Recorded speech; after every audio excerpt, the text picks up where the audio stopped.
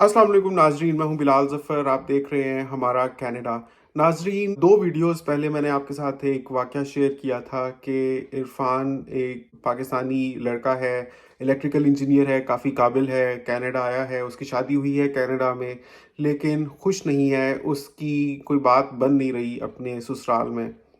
आज मुझे इंस्टाग्राम पर एक मैसेज आया सादात मंसूर साहब का, मिसिसागा से हैं।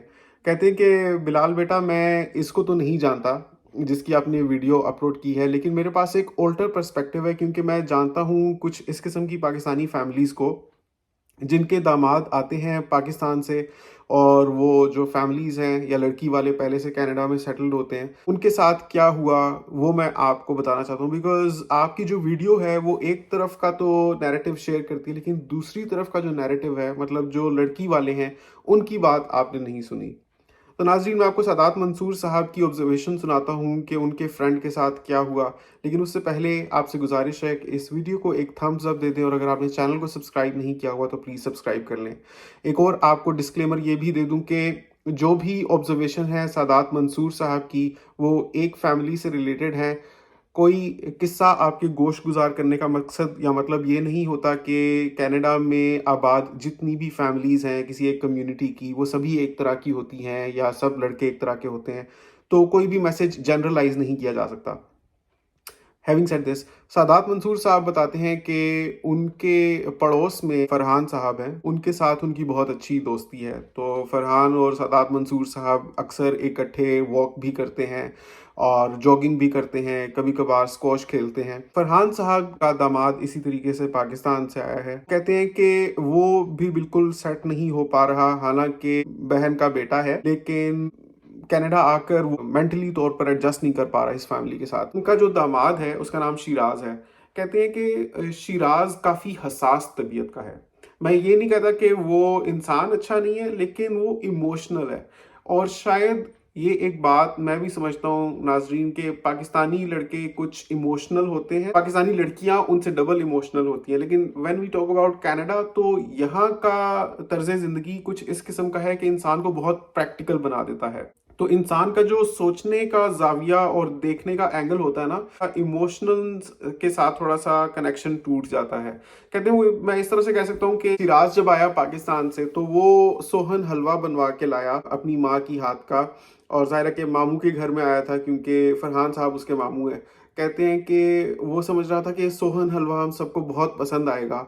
और मैंने अपने अर्लियर डेज़ में देखा है कि दुबई में, सऊदी अरब में भी जब भी पाकिस्तान से लोग आते हैं तो अपने साथ अक्सर मिठाई लेकर आते हैं। Sohan halwa happens to be one of the most popular घर की बनी हुई चीज़ या मिठाई जो लोग लेकर आते हैं एज अ सौगात। तो कहते हैं किसी तरह से शिराज भी अपने साथ सोहन हलवा लेकर आया था। तो हमारे घर में कोई भी मिठाई नहीं खाता, बल्कि कभी आ जाए तो हम उसको आगे दे देते हैं। उसकी बीवी ने तो बल्कि उसको स्मेल किया, वो कहती है आओ, उससे स्मेल आ रही है। क्योंकि ज़ाहिर है इतना लंबा डिस्टेंस है कनाडा से पाकिस्तान का, फिर गर्मी होती है कभी। वैसे तो सोहन हलवा पिघलता नहीं, बट गॉड नोज उस लड़की को नहीं पसंद आया। कहते हैं कि पहले दिन ही जब इस किस्म का वाक़या हुआ कि शिराज ने देखा कि वो लड़की जिसके साथ उसकी शादी हुई है, जिसके पीछे वो कनाडा आया है, उसको उसकी माँ के हाथ का बना हुआ सोहन हलवा पसंद नहीं आया। तो वो कहता है कि और मेरा इसको क्या पसंद आएगा। तो वो अपने दिल ही दिल में ऐसा एक परसेप्शन बना बैठा, और बहुत इमोशनली कैरिड अवे होते हैं ये लड़के। मतलब वो शिराज तो था एटलीस्ट, जबकि उनकी बेटी को नहीं पसंद आया तो उसने बोल दिया साफ साफ कि उसको ही कार रही थी, या उसको उसका कलर नहीं पसंद था, या जो भी बात। कहते हैं कि शिराज मैकेनिकल इंजीनियर है, कनाडा में आया, हमने उसकी बहुत खातिर मदारत की और हमारी बेटी ने भी उसका बहुत ख्याल रखा। लेकिन Siraj was not putting in the due effort जो ज़रूरत थी अच्छी जॉब ढूंढने के लिए।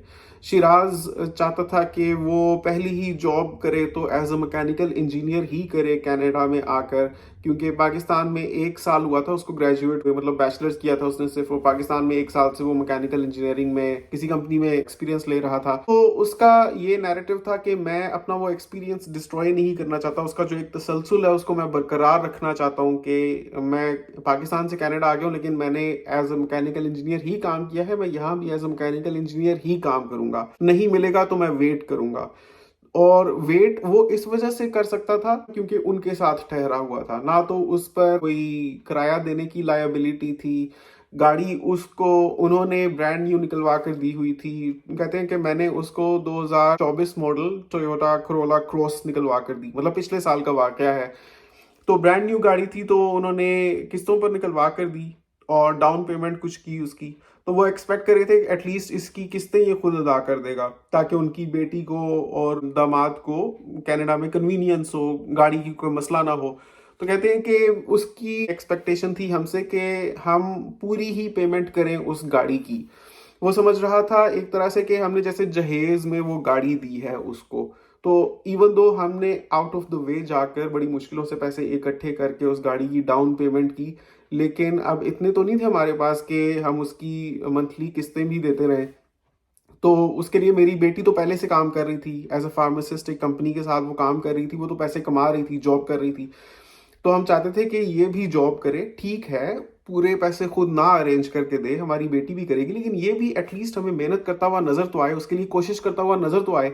लेकिन इन साहब की एक ही रट थी कि जॉब करूंगा तो मैं अपने प्रोफेशन की ही करूंगा, नहीं तो कोई दूसरी तीसरी मैं नहीं करूंगा। यहाँ तक कि मेरी बीवी ने एक बार इसको बताया कि बेटा इस तरह जो बैठे रहते हो तो आप जाओ बाहर टिम होर्टन्स में अप्लाई करो, आप मैकडोनल्ड्स में अप्लाई करो, इतनी सारी हायरिंग एजेंसीज होती हैं, उनमें जाकर अपना रेज्यूमे ड्रॉप करो। और नहीं तो अमेजोन फ्लेक्स के साथ काम करो, अमेजोन की डिलीवरीज तो पूरे कनाडा में जाती हैं, लोगों ने अपनी प्रोडक्ट्स मंगवाई हुई होती हैं। और स्पेशली गर्मियों के सीजन में तो बहुत ज़्यादा काम होता है डिलीवरी का। और आप ऑनलाइन सर्च करो गूगल पे, आपका जो शहर है उसमें लॉजिस्टिक्स कंपनी सर्च करो, उसको कॉल करो, उनको बताओ मैं अवेलेबल हूँ, मेरे पास गाड़ी है, मैं पिक एंड ड्रॉप कर सकता हूँ, मैं सर्विसेज दे सकता हूँ, प्रोडक्ट्स डिलीवर कर सकता हूँ। तो कहता है कि अब मैं पोस्टमैन की तरह काम करूंगा। नाजरीन, जब ये बात मैंने उनकी सुनी ना, कि वो कहते हैं कि मेरा दामाद कहता है अब मैं पोस्टमैन बन जाऊंगा यहाँ पे आके, तो इसका मतलब हमें ये समझ आया कि उसका कनाडा को लेके, कनाडा के लाइफस्टाइल को लेकर परसेप्शन ही गलत था। वो कनाडा में अपना मिनी पाकिस्तान बनाकर बैठा हुआ था, जहां उसको प्लेट में खाना सर्व होगा, जहां उसकी बीवी उसके लिए शरबत चाय और पानी लाकर देगी, जहां सफाई करने वालियां होंगी, और जहां उसको जहेज भी मिल रहा है और उसको मुफ्त में रहने भी मिल रहा है। हमने कभी उससे इवन किराए का भी तकाजा नहीं किया, हालांकि कनाडा में सबसे बड़ा एक्सपेंस किराए का होता है। मंथली आपका एटलीस्ट $2000 तो निकल ही जाता है। और एक बंदा अगर कम से कम रूम भी लेकर रहता है तो उसको $800 to $1000 तो उस रूम का भी पे करना पड़ता है। तो हमने तो उसको फ्री में रहने दिया हुआ था, और हमने भी अपनी बेसमेंट में ही उसको रखा था, लेकिन हमने अपनी बेटी को भी बेसमेंट में ही रखा था। अब क्या करें, हमारे पास इतनी एक्स्ट्रा स्पेस नहीं थी, हमारे अपने बंदे घर के इतने हैं कि वो सारे कमरे ऑक्यूपाइड थे। तो शादी से पहले हमने नई बेसमेंट बनवाई, बिल्कुल ब्रांड न्यू बेसमेंट थी। तो उसमें भी उसको इतराज था, उसकी ईगो हर्ट होगी कि मैं दामाद हूँ, मुझे इन्होंने बेसमेंट में रखा हुआ है। तो ऐसी छोटी छोटी बातें वो मतलब हमें डायरेक्ट तो नहीं बोलता था, लेकिन हमारी बेटी को बोलता था कि ये क्या आप लोगों ने किया है मेरे साथ, कि मैं यहाँ आया हूँ और मुझे बेसमेंट में रहना पड़ रहा है। तो ये बेसमेंट को घटिया समझने का तस्वुर भी कहीं ना कहीं हमारे अपने मुआशरे से जन्म लेता है, वहां से उठता है कि भाई नीचे रह रहे हैं तो ये चीज़ बुरी है। हालांकि हमारी लीगल बेसमेंट थी, वो वेल लिट थी, कोई मसला नहीं था। और सबसे बड़ी बात कि हमने अपनी बेटी को भी उसी में रखा हुआ था, खाली दामाद को उसमें नहीं रखा था। लेकिन फिर भी दामाद साहब को ये प्रॉब्लम थी कि मुझे नीचे रखा हुआ है और खुद ऊपर रहते हैं। तो हमारी बेटी को बोलता था हर वक्त डस डस डस डस की आवाजें आती रहती, कितना तेज चलते हैं तुम्हारे घर वाले। तो एरोगेंट भी था और जज्बाती भी था, और खाम खा के नॉन इश्यूज को ब्लो अप कर देता था और उसको भी परेशान करता था। हालांकि हमारी बेटी फार्मासिस्ट है, वो सेट रूटीन के तहत चलती थी, उसको जाना होता था, वापस आना होता था, थकी हुई होती थी, लेकिन आकर फिर भी इसके लिए कभी स्नैक्स बना देना, कभी चिप्स फ्राई कर देना। तो उसको नहीं आते थे पाकिस्तानी तर्ज की बिरयानियां बनानी या कौरमे बनाने, कभी मेरी बीवी ने भी नहीं बनाई, तो उसको भी हमने नहीं सिखाया, उसको खुद भी इतना शौक नहीं, she was not so much into cooking. लेकिन शिराज की ये एक्सपेक्टेशन होती थी कि सारा दिन एक तो ये ऑफिस में गुजार के आई है और वापस आकर इसको इतनी तौफीक नहीं हो रही कि शोहर को पूछ ही ले कि भाई बिरयानी खाओगे या कौरमा बना दूं या क्या, कितनी एक देर लगती है। मतलब शिराज के नज़दीक जो खाना बनाने का प्रोसेस था उसको वो बोलता था कितनी ही देर लगती है, फौरन से क्यों नहीं मेरे लिए बना सकती। तो फरहान साहब कहते हैं सादात मंसूर साहब को कि भाई आप तो समझ ही सकते हैं कि इतना आसान नहीं होता, स्पेशली हम लोग जो कनाडा में काम करते हैं, कितना बिजी हमारा लाइफ स्टाइल होता है। पूरा दिन हम जॉब पर मेहनत करके आते हैं, तो वापस आकर इतनी एनर्जी नहीं होती। यही तो वजह है यहाँ पर खाने पीने के बिजनेसेस भी काफ़ी चलते हैं और स्नैक्स के रेस्टोरेंट्स बहुत चलते हैं कि लोगों के पास खुद पकाने का इतना वक्त नहीं होता, टाइम नहीं होता, तो वो बनी बनाई चीज़ें ले लेते हैं।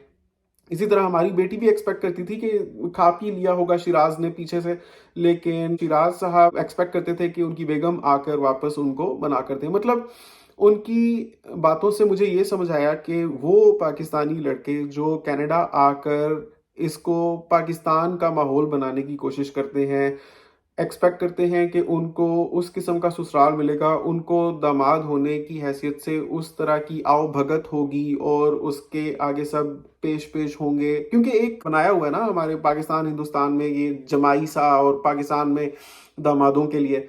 तो यहाँ पर लोग बड़े प्रैक्टिकल हैं और लोग अपने इतने कामों में बिजी होते हैं कि उनके पास इस तरह की थर्ड फोर्थ किस्म की सोच की कि अगर हमने ऐसे कर दिया तो अगला क्या सोचेगा, अगर हमने वैसे कर दिया तो इस पर क्या असर होगा, या रिलेशनशिप पर क्या असर होगा, वो सोचने का लोगों के पास वक्त नहीं होता, उतनी लेवरेज नहीं होती उनकी बला से। अगर रिलेशनशिप नहीं भी चलता ना, तो emotionally they are not so much impacted जितना पाकिस्तान में लोग हो जाते हैं, बिकॉज वहाँ की सोसाइटी ऐसी है कि लेट से अगर कोई शादी नहीं चल पाती, किसी वजह से ब्रेकअप हो जाता है, नाकाम हो जाती है, तो जजमेंटल लोग बहुत होते हैं आगे पीछे, जिनको फेस करना होता है, जो आपको तरह तरह से पूछते हैं कि क्या हुआ था, किसकी गलती थी, क्यों नहीं चल सका।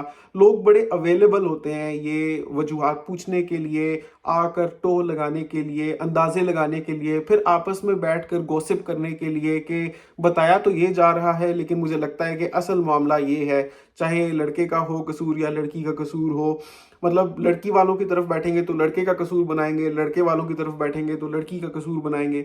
लेकिन यहाँ कनाडा में लोग इतनी परवाह नहीं करते, क्योंकि उनको पता होता है कि किसी के पास इतना फालतू वक्त नहीं है कि आके हमारे घर में टोह लेगा, या हम खुद भी इतने अवेलेबल हों कि सोशल गैदरिंग्स होंगी, वहाँ जाकर हमें एक्सप्लेन करना पड़ेगा। अगर हो भी जाए कोई सोशल गैदरिंग, सबको पता चल भी जाए कि बात नहीं बन सकी, तो सब कहते हैं कि best of luck, never mind. Sometimes ऐसा होता है कि दो बहुत अच्छे लोग भी आपस में निभा नहीं कर सकते, तो बजाय इसके कि घिसट घिसट के जिंदगी गुजरे से बेहतर है कि अपनी राहें जुदा कर लें और आगे देखें, अपने लिए और प्रोस्पेक्ट्स देखें और पार्टनर्स ढूंढ लें।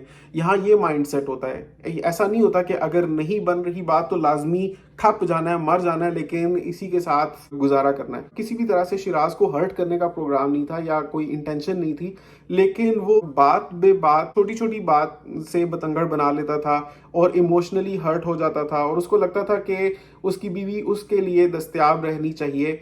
ये कैसे हो रहा है कि उसके 24 घंटे की रूटीन में से 9 घंटे उसकी बीवी जाकर एम्प्लॉयर को देकर आ रही है। उसको ये नहीं नजर आता था कि जो पैसे वो कमा रही है उससे उसी की लेटेस्ट मॉडल की गाड़ी की किस्तें पे हो रही है। वो गाड़ी जो हमने एक्सपेक्ट किया था कि ये खुद आकर मेहनत करेगा, जॉब करेगा, तो खुद भी कंट्रीब्यूट करेगा अपनी बीवी के साथ, लेकिन उसकी कोई कंट्रीब्यूशन तो नजर नहीं आई, ना फील हुई। शायद उसकी रीजन ये है कि जो चीजें मुफ्त में प्लेट में सर्व होकर हमें मिल जाती है, हम उसको फॉर ग्रांटेड ले लेते हैं और उसकी अहमियत का या उसकी वैल्यू का हमें वो एहसास नहीं होता जितने की वो वाकई हकदार होती है।